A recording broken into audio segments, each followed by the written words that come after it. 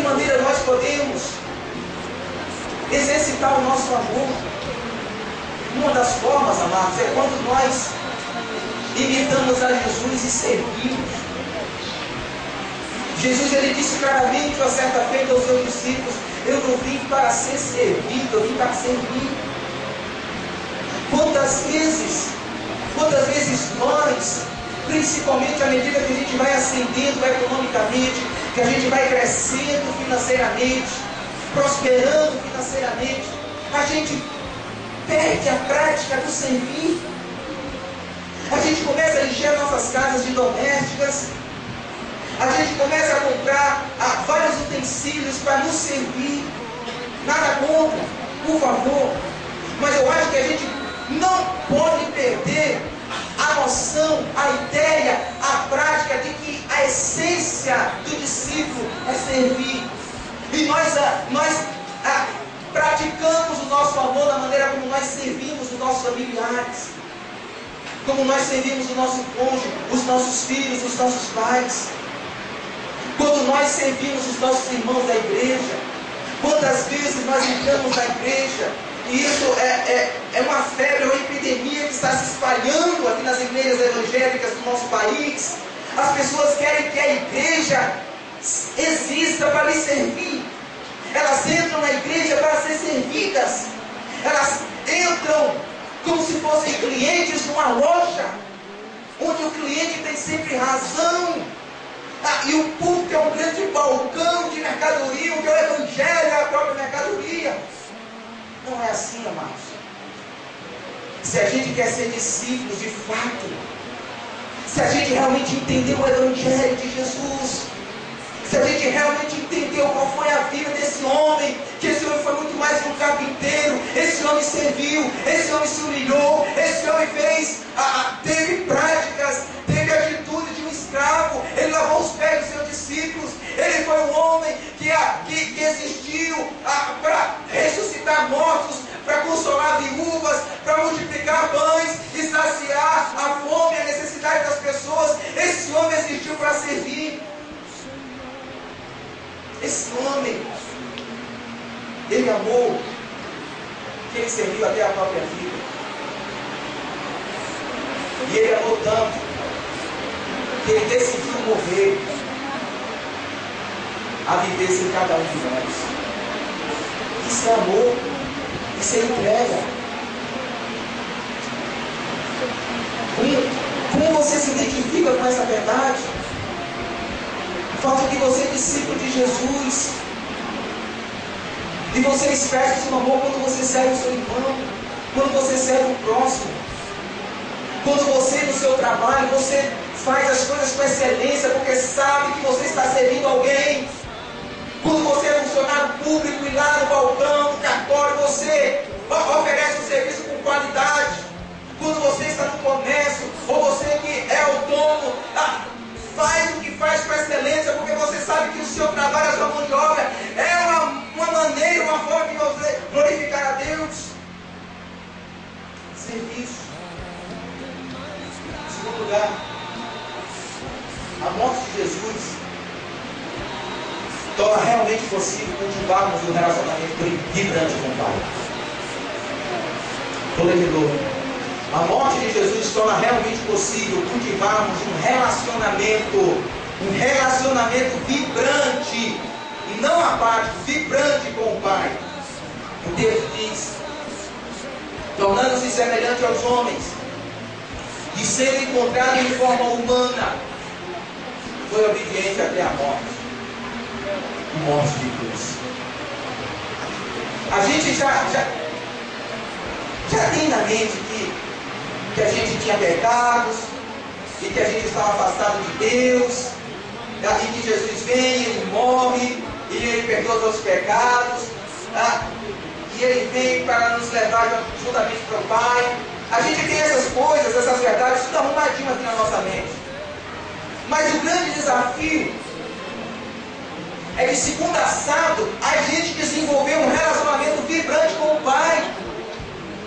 Quando a gente entende a morte de Jesus, a importância da morte dele, o propósito da morte dele, de segundo assado, não apenas domingo, mas de segunda a sábado, independente do lugar, a gente procura desenvolver um relacionamento vibrante com o nosso Pai, com o nosso Deus, porque foi para isso que Jesus se manifestou, para nos levar junto para o Pai. E aqui eu quero citar Paulo mais uma vez, agora em Gálatas. Mas antes eu gostaria de ler essa informação ali em cima do vídeo, diz assim: a morte do seu filho Jesus foi o meio que o Pai encontrou de trazer homens e mulheres para junto de si. A morte dele. Gálatas 3, 13 e 14 diz o seguinte: Cristo nos redimiu da maldição da lei, quando se tornou maldição em nosso lugar. Isso aí a gente entende. Uau! Ele morreu, Ele me perdoou. Poxa, agora eu posso orar, eu posso ter um relacionamento com Deus. Isso a gente entende muito bem. Vamos lá. Isso, Paulo continua falando o propósito. Isso para que em Cristo Jesus, ou seja, a morte de Jesus serviu para, em Cristo Jesus, a bênção de Abraão chegasse também aos gentios. E aí Paulo fala qual é a bênção de Abraão. Não tem nada a ver com prosperidade financeira. Pode até ser que Deus nos abençoe economicamente, mas não é o pensamento primeiro de Deus. E ele fala qual é essa bênção: para que recebêssemos a promessa do Espírito Santo dentro da terra. E Paulo continua dizendo a consequência de termos o Espírito Santo em nossos corações. E porque vocês são filhos, porque vocês se renderam ao amor de Jesus, vocês são filhos, Deus enviou o Espírito de seu Filho ao coração de vocês, e ele clama o quê? Eu acho maravilhosa essa produção de Paulo. Paulo usa aqui duas palavras totalmente diferentes. Ele usa Abba, que é uma transliteração, não é uma tradução. O termo aramaico, Abba significa pai em aramaico. E ele usa o termo grego, rapaz. Por que será que Paulo tem a intenção de usar duas palavras de duas línguas diferentes com o mesmo significado? Eu penso que para enfatizar uma verdade.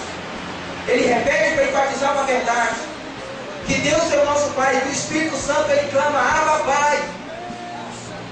E na época de Jesus, nenhum de Deus chamava Deus de Pai.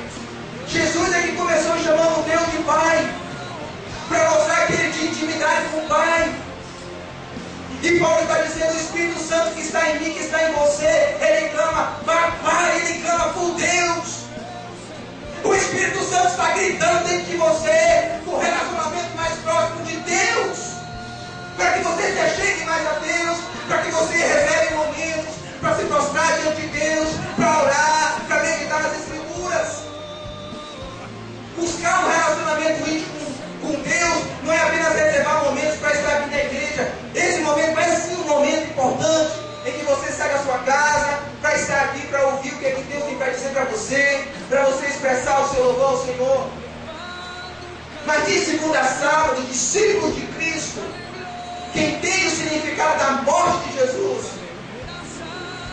que é para nos levar mais próximos dele, do Pai, buscam desenvolver uma intimidade com o Pai, buscam desenvolver uma vida, um estilo de vida de oração.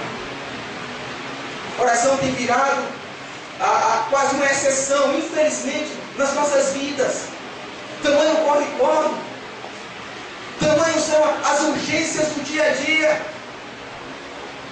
e nós passamos de segunda a sábado correndo de um lado para o outro. Mas o Espírito Santo está gritando, está clamando dentro do nosso coração: eu quero Pai, quero me levar para o Pai. Quantas vezes, amados, e eu acho isso engraçado, porque hoje a gente tem Bíblia de todo que é tipo e tamanho. Há 30, 40 anos atrás, só tinha uma Bíblia de estudo aqui no Brasil. Acho que o pessoal aí mais antigo, né? Tem os cabelinhos mais brancos, né? Mané, né? Lando, né? E assim por diante. Vai se lembrar disso aí. Só tinha a Bíblia de Scofield, uma Bíblia de estudo. A maioria dos pastores aí com 20, 25, 30 anos de ministério foram catequizados com essa Bíblia.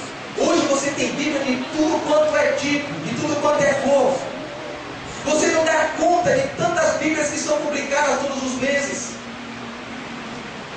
Mas em compensação, nunca na história da igreja nós passamos, nós a igreja, nós atravessamos um analfabetismo bíblico profundo. Infelizmente, pessoas que não meditam mais, pessoas que não buscam respostas ou intimidade, conhecer mais esse Pai, o Espírito Santo, aquele que inspirou os autores bíblicos. Ele está clamando dentro de nós: eu quero levar para junto do Pai. E uma das maneiras que nós nos aproximamos de Deus é quando nós oramos, é quando nós meditamos, é quando nós nos calamos na presença do Pai e ouvimos falar aos nossos corações. Por último, a ressurreição de Jesus nos oferece sólida confiança diante das dificuldades da vida. Versículo 7, a parte B, até o versículo 8.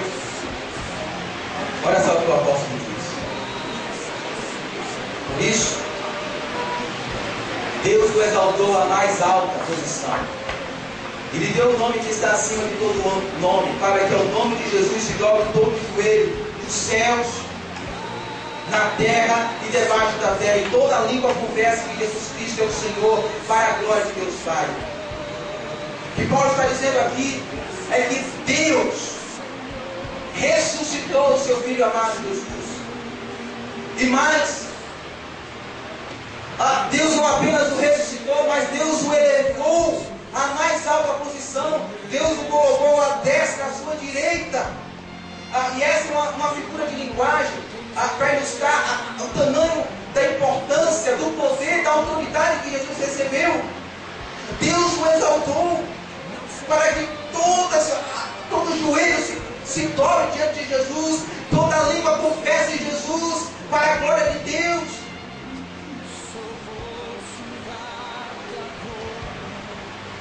Aqui em Filipenses, Paulo nos explica a ideia da ressurreição, mas em Efésios ele vai explicar o que significa Jesus ter ressuscitado.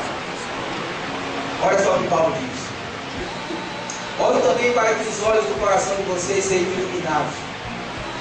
Olha também para que o coração de vocês sejam iluminados, esclarecidos, para que vocês enxerguem, a fim de que vocês conheçam o quê? Duas coisas: a esperança para a qual Ele chamou